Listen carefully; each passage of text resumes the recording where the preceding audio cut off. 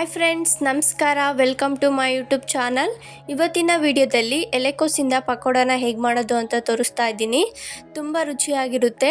Evening ಟೈಮ್ನಲ್ಲಿ ಈ ಥರ ಟೀ ಜೊತೆ ಬಿಸಿ ಬಿಸಿ ಪಕೋಡ ಇದ್ದರೆ ತುಂಬ ಚೆನ್ನಾಗಿರುತ್ತೆ. ತುಂಬ ಕ್ರಿಸ್ಪಿಯಾಗಿರುತ್ತೆ. ಟೇಸ್ಟು ಕೂಡ ತುಂಬ ಚೆನ್ನಾಗಿರುತ್ತೆ. ನೀವು ಒಂದ್ಸಲ ಟ್ರೈ ಮಾಡಿ. ಹಾಗಾದರೆ ಹೇಗೆ ಮಾಡೋದು ಅಂತ ನೋಡೋಣ ಬನ್ನಿ. ನಾನಿಲ್ಲಿ ಬೌಲ್ನ ತೊಗೊಂಡಿದ್ದೀನಿ.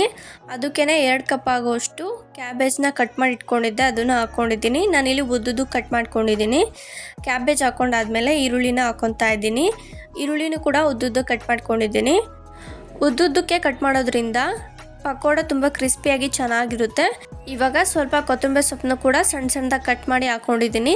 ಜೊತೆಗೇ ಕರಿಬೇವನ್ನು ಕೂಡ ಸಣ್ಣ ಸಣ್ಣದಾಗಿ ಕಟ್ ಮಾಡಿ ಹಾಕ್ಕೊಳ್ಳಿ. ಹಾಗೆ ಶುಂಠಿ ಕೂಡ ಹಾಕ್ಕೊಂಡಿದ್ದೀನಿ, ಅದನ್ನು ಕೂಡ ಚಿಕ್ಕ ಚಿಕ್ಕದಾಗಿ ಕಟ್ ಮಾಡ್ಕೊಂಡಿದ್ದೀನಿ. ಹಾಗೆ ಮೆಣಸಿನ್ಕಾಯಿನ ಹಾಕ್ಕೊತಾ ಇದ್ದೀನಿ. ನೀವೇನಾದರೂ ಮಕ್ಳಿಗೆ ಮಾಡ್ಕೊಡೋದಿದ್ರೆ ಮೆಣಸಿನ್ಕಾಯಿನ ಸ್ಕಿಪ್ ಮಾಡ್ಕೊಳ್ಳಿ. ಹಾಗೆ ಇವಾಗ ಸ್ವಲ್ಪ ಅರಿಶಿನ ಪುಡಿನ ಹಾಕ್ಕೊಂಡಿದ್ದೀನಿ.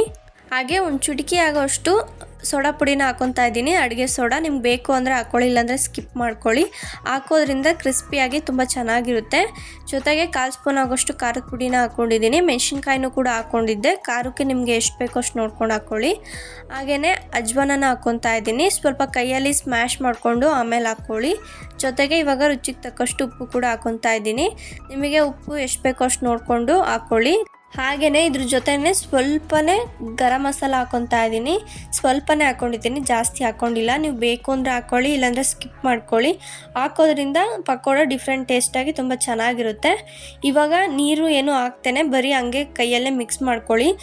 ತರಕಾರಿಗೆಲ್ಲ ಉಪ್ಪು ಖಾರ ಎಲ್ಲ ಕರೆಕ್ಟಾಗಿ ಆಗಬೇಕು. ಅದಕ್ಕೋಸ್ಕರನೇ ಇವಾಗಲೇ ಮಿಕ್ಸ್ ಮಾಡ್ಕೊತಾ ಇದ್ದೀನಿ.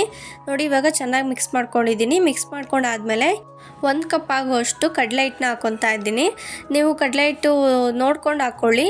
ಜೊತೆಗೇ ಅರ್ಧ ಕಪ್ ಆಗೋಷ್ಟು ಅಕ್ಕಿ ಹಿಟ್ಟನ್ನ ಹಾಕ್ಕೊತಾ ಇದ್ದೀನಿ. ಅಕ್ಕಿ ಹಿಟ್ಟು ಹಾಕೋದ್ರಿಂದ ಪಕೋಡ ತುಂಬ ಕ್ರಿಸ್ಪಿಯಾಗಿ ತುಂಬ ಚೆನ್ನಾಗಿರುತ್ತೆ. ನಿಮಗೆ ಕ್ರಿಸ್ಪಿಯಾಗಿ ಬೇಡ, ಬರೀ ಸಾಫ್ಟಾಗೇ ಬೇಕು ಅಂದರೆ ಬರೀ ಕಡಲೆ ಹಿಟ್ಟನ್ನ ಯೂಸ್ ಮಾಡ್ಕೋಬೋದು. ಇವಾಗ ಮಿಕ್ಸ್ ಮಾಡ್ಕೊತಾ ಇದ್ದೀನಿ. ನೀರು ಹಾಕ್ತಾನೇ ಫಸ್ಟಿಗೆ ಹಂಗೆ ಮಿಕ್ಸ್ ಮಾಡ್ಕೋಬೇಕು. ತರಕಾರಿ ಜೊತೆ ಎಲ್ಲ ಅಕ್ಕಿ ಹಿಟ್ಟು ಮತ್ತು ಕಡಲೆ ಹಿಟ್ಟು ಚೆನ್ನಾಗಿ ಮಿಕ್ಸ್ ಆಗೋವರೆಗೂ ಮಿಕ್ಸ್ ಮಾಡ್ಕೊಳ್ಳಿ. ಇವಾಗ ಸ್ವಲ್ಪನೇ ನೀರು ಹಾಕ್ಕೊಂಡು ಮಿಕ್ಸ್ ಮಾಡ್ಕೋಬೇಕು. ಒಂದೇ ಸಲ ಜಾಸ್ತಿ ಹಾಕ್ಕೋಬೇಡಿ. ನೋಡ್ಕೊಂಡು ನೀರು ಹಾಕ್ಕೊಂಡು ಮಿಕ್ಸ್ ಮಾಡ್ಕೊಳ್ಳಿ. ನಾನು ಯಾವ ರೀತಿ ನೀರು ಹಾಕ್ಕೊಂಡು ಮಿಕ್ಸ್ ಮಾಡ್ಕೊತಾ ಇದ್ದೀನೋ ಅದೇ ರೀತಿನೇ ನೀವು ಕೈಯಲ್ಲೇ ಚಿಮ್ಮಿಸ್ಕೊಂಡು ನೀರನ್ನ ಮಿಕ್ಸ್ ಮಾಡ್ಕೋಬೇಕು. ನೋಡಿ, ಇವಾಗ ಕರೆಕ್ಟಾಗಿ ಮಿಕ್ಸ್ ಮಾಡ್ಕೊಂಡಿದ್ದೀನಿ. ಇವಾಗ ಚೆಕ್ ಮಾಡ್ಕೊತಾ ಇದ್ದೀನಿ ಪಕೋಡ ಬಿಡೋದಕ್ಕೆ ಬರುತ್ತೋ ಇಲ್ವೋ ಅಂತ. ಇವಾಗ ಕರೆಕ್ಟಾಗಿ ಆಗಿದೆ. ನೀವು ಬೇಕಾದರೆ 10 ನಿಮಿಷ ಹಾಗೆ ಬಿಡ್ಬೋದು. ನಾನು ಇವಾಗೇ ಮಾಡ್ಕೊಳೋದ್ರಿಂದ ಇವಾಗೇ ಮಾಡ್ಕೊತಾ ಇದ್ದೀನಿ. ನೀವು ಬೇಕಾದರೆ 10 ನಿಮಿಷ ಬಿಟ್ಟು ಆಮೇಲೆ ಮಾಡ್ಕೊಳ್ಳಿ. ಇವಾಗ ಕಾದಿರೋ ಎಣ್ಣೆನ 1-2 ಸ್ಪೂನು ಪಕೋಡ ಮಾಡೋದಕ್ಕೆ ಇಟ್ಟು ಕಲಿಸಿದ್ವಲ್ಲ ಅದಕ್ಕೆ ಹಾಕ್ಕೊತಾ ಇದ್ದೀನಿ. ಕಾದಿರೋ ಎಣ್ಣೆನೇ ಹಾಕ್ಕೋಬೇಕು. ಇವಾಗ ಪಕೋಡನ ಒಂದೊಂದೇ ಎಣ್ಣೆಲೇ ಹಾಕ್ತಾ ಇದ್ದೀನಿ.